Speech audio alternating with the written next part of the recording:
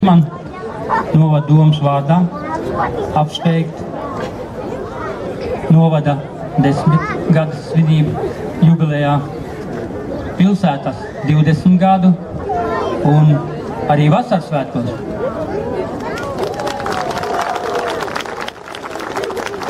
Ir ļoti patīkami, kad mēs tomēr šajā skaistajā vasaras svētku dienā varējām sanākt kopā un just atkal kopību, plecu viens otru un atcerēsimies 20 gadus atpakaļ.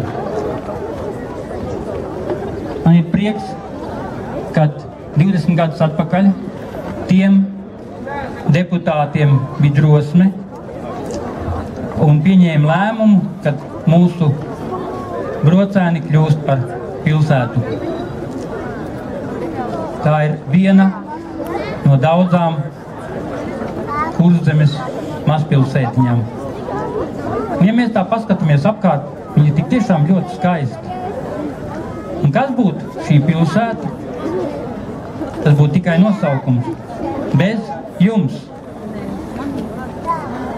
Ļoti patīkami, kad jūs atbalstījāt, darbojāties kopā aktīvi ar deputātiem, un mēs esam sasnieguši to, kur mēs esam patreiz šodien. Atcerieties reformas sākuma laiku, kad bija projekti Brocēni, klāt pie Saldus novada. Ļoti patīkami. Es šodien gribu nosaukt divus uzvārdus, kam jāsaka ļoti liels paldies par to, ka tā iniciatīva doma nāca no viņiem. Tas ir Mirdzai Dūklavai un Andrim Zambergam, Blīdenes pagasta vecākiem Taireizā un Mirdzai Vremces pagasta.